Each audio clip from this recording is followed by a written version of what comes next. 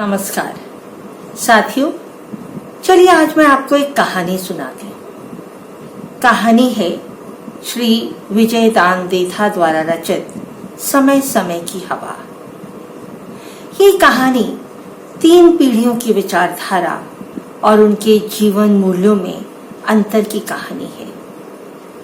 कविवर मैथिली शरण गुप्त जी ने ठीक ही कहा है, हम क्या थे, क्या हैं, क्या होंगे अभी। यही इस कहानी का सार है।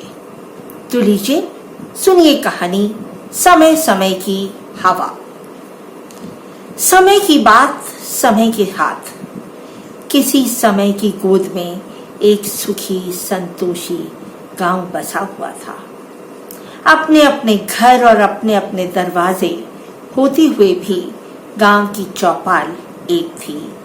सभी घरों के बुजुर्ग और नौजवान ब्यालू से निपटते ही अलाव के चारों तरफ बैठकर घरेलू बातें करते थे। किसी का भी मुंह झूठ और छल कपट की वाणी सीखा हुआ नहीं था। सच्ची बात कहते थे और सच्ची बात सुनते थे। घर घर चूल्हे में मंद मंद आंच तो जलती थी, मगर किसी भी कोने में आग लगी हुई नहीं थी।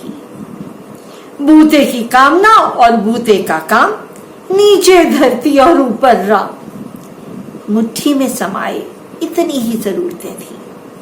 पेट के लिए रोटी, पीने के लिए पानी, पहनने को कपड़े, रहने को मकान। सूर्योदय से पहले ही घर घर में रोशनी फैल जाती।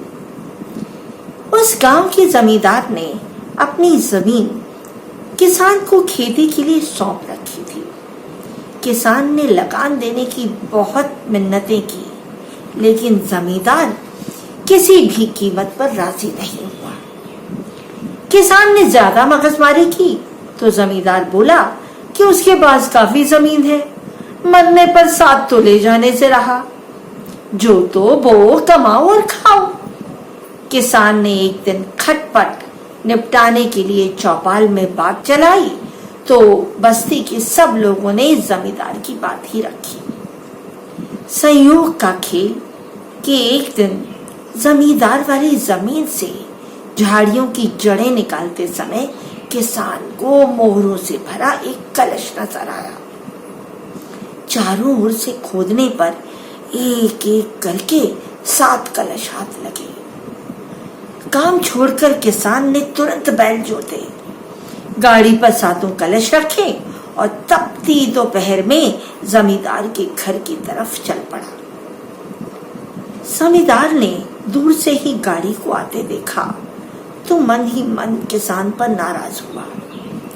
साफ इनकार करने के बावजूद भी लगान की गाड़ी जोत कर लाया तो लाने दो, अच्छी तरह खबर लूंगा।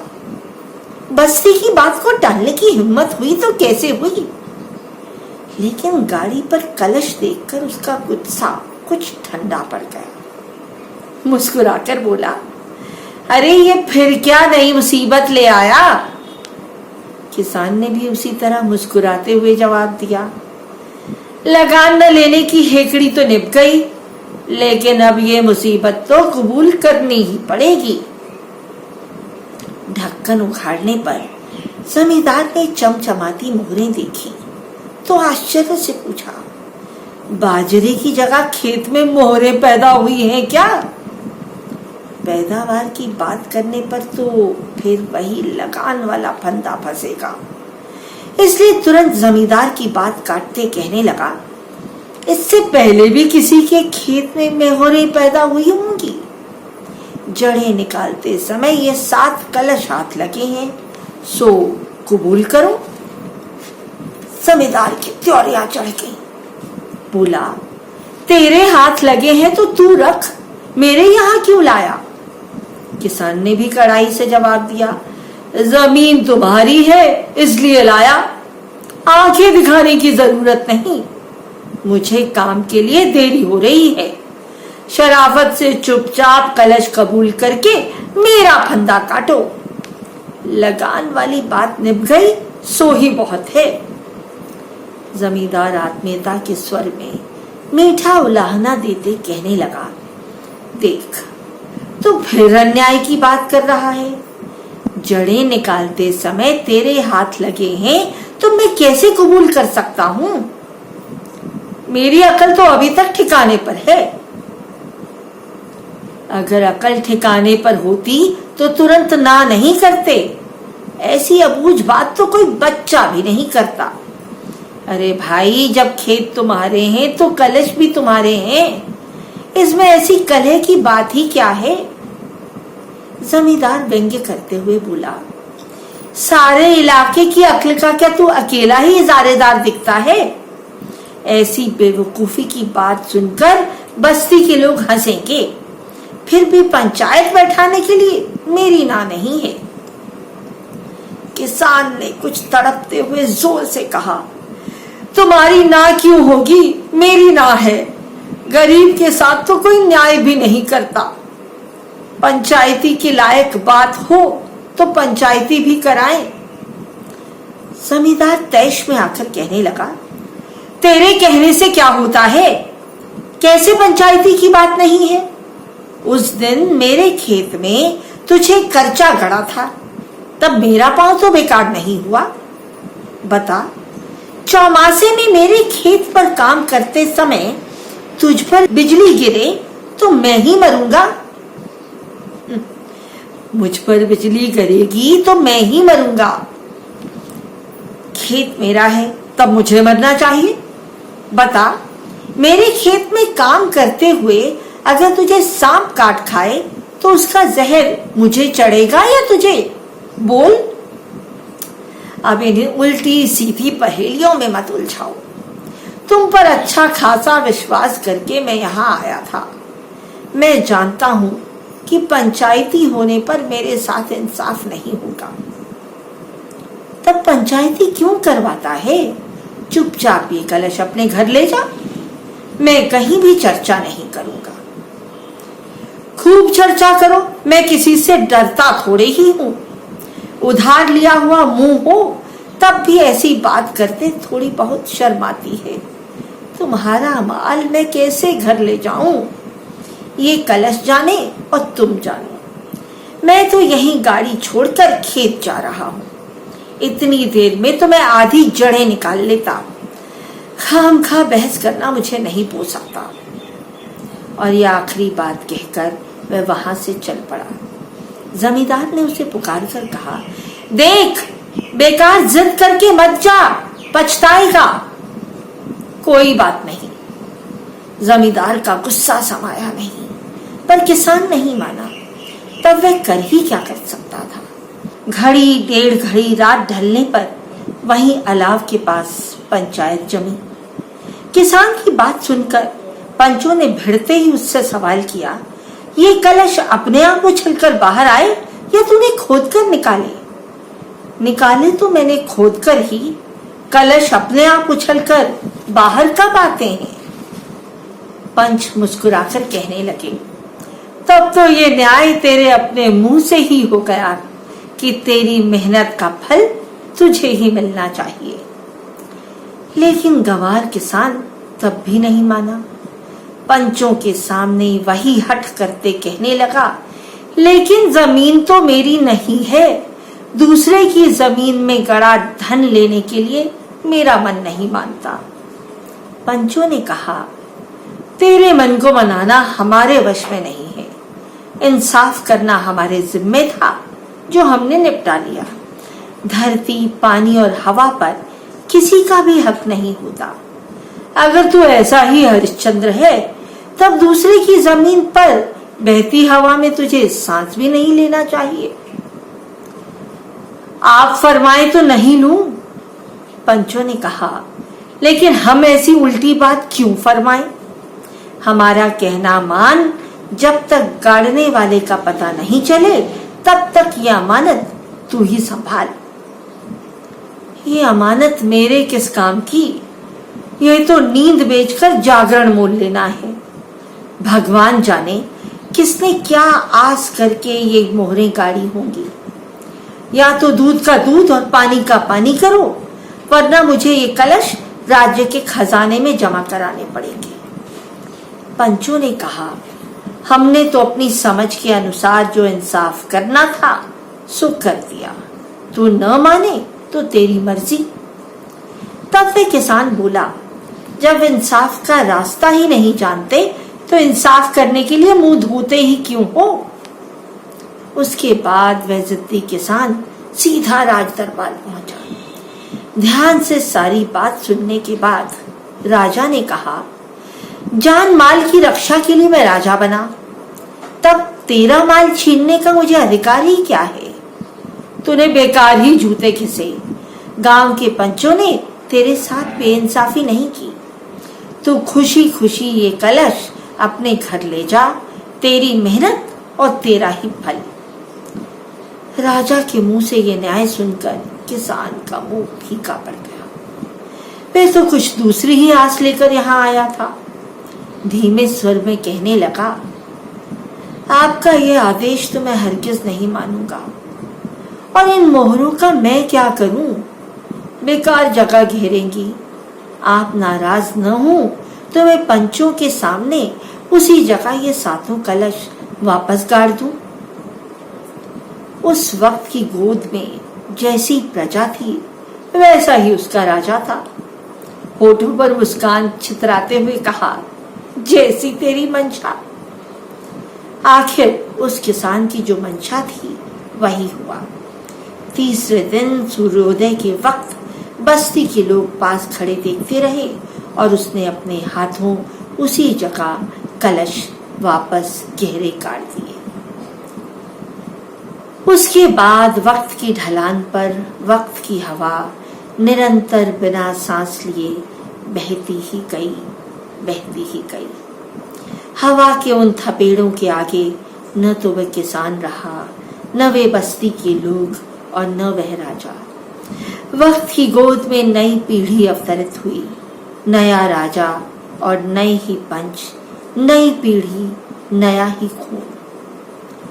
नई हवा में अभी तक वह पुरानी बात घुली हुई थी। एक दिन जमींदार का नौजवान बेटा उस किसान के बेटे के पास जाकर कहने लगा, मेरे पुरखे तो बिल्कुल नासमझ थे, लेकिन मैं वैसा नासमझ नहीं हूं। वह आगे कुछ और कहना चाहता था, लेकिन लड़का बीच में बोला तो उसे रुकना पड़ा। किसान का लड़का मुस्कुराने की चेष्टा करते कहने लगा, आप क्यों नासमझ होने लगे, लेकिन मैं तो अभी तक अपने पुरखों की तरह वैसा ही नासमझ हूं।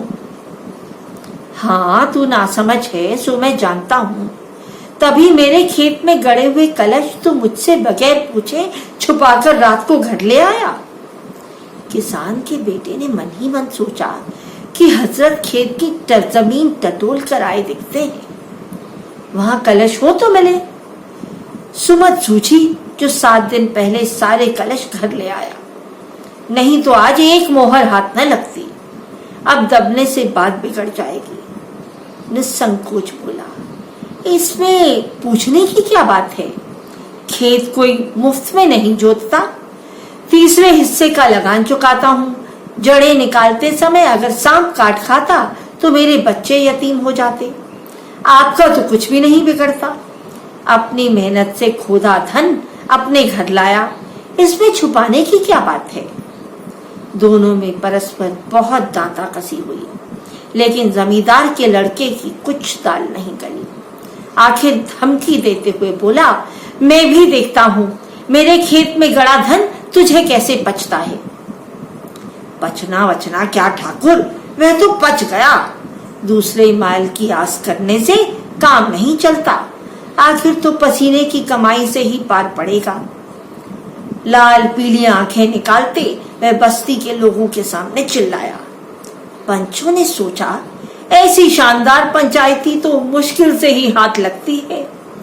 जमींदार के लड़के ने पंचों को घर बुलाकर काफी खातिर तवज्जो की। किसान के बेटे को पता चला तो उसने भी पंचों को अपने घर बुलाया और उनकी मुट्ठियां गर्म की। पंचों की राय फिर बदल गई। रात को नित पंचायत जुड़ती, आधी रात ढलने तक खूब थूक उछलता। गांव में 2 दल बन गए, आधे पंच खेत के मालिक के साथ और आधे किसान के साथ। गुत्थी उलझी तो उलझी, लेकिन पंचों की मौज में किसी तरह की कोई कमी नहीं हुई। काफी दिनों तक सिर खपाने के बाद पंचों ने लगान के हिस्से माफिक मोहरें बांटने का फैसला किया, लेकिन किसान का बेटा नहीं माना। उसके पास सूरज के टुकड़ों की ताकत थी, लेकिन उसने फिर पंचों को अपने घर बुलाकर शानदार आव भगत की। यकायक जमींदार के हिमायती फिसल गए। बेहाड़ की जबान इधर से उधर मुड़ गई। बेचारे जमींदार के खर्च खाते के बावजूद सब्र किया। वक्त की हवा फिर अपनी मस्ती में बही, खूब बही। गांव वृक्षों के अनेक पात झरे, अनेक कोपलें फूटी, नए अंकुर उगे। अनगिनत नदियों का पानी समुद्र में इकट्ठा हुआ। असंख्य सूरज उदित हुए, चोटी पर चढ़े और अस्त हो गए। फिर एक पीढ़ी ठिकाने लगी। नई पीढ़ी का नया खून नसों के भीतर उल्टी छाती चढ़ने लगा। जमींदार का नौजवान दिलेर पोता नंगी तलवार लेकर किसान के घर पहुंचा। किसान का पोता भी ललकार सुनकर हाथ में फरसा लिए बाहर आया। कहा सुनी से जब निपटारा नहीं हुआ तो जमींदार के पोते के एड़ी से चोटी तक आग लग गई। पंजे के बल उचक्कर किसान के गले पर भरपूर वार किया। गाजर मूली की तरह तलवार सपाख से गले के पार हो गई। भाभी की चीत्कार सुनकर मझला और छोटा भाई बाड़े से दौड़े आए। दोनों के हाथों में 2 लंबे तड़े थे। नौजवान जमींदार के गले में मझले भाई ने तड़ा फंसाकर जोर से झटका दिया तो उसका गला आधा कटकर लटक गया। खून की फुहार से सारा बदन सराबोर होने लगा।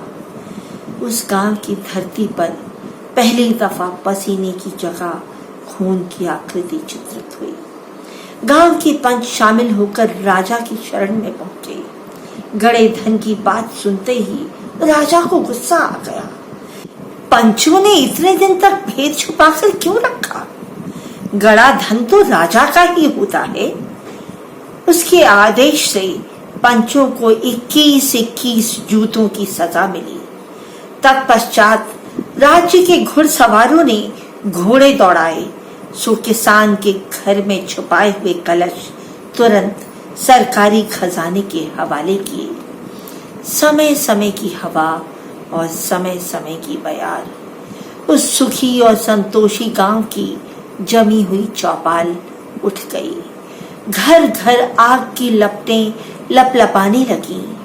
भगवान जाने ये आग बुझेगी कि नहीं। समय की बात समय के हाथ, समय की बात समय के हाथ। धन्यवाद, नमस्कार।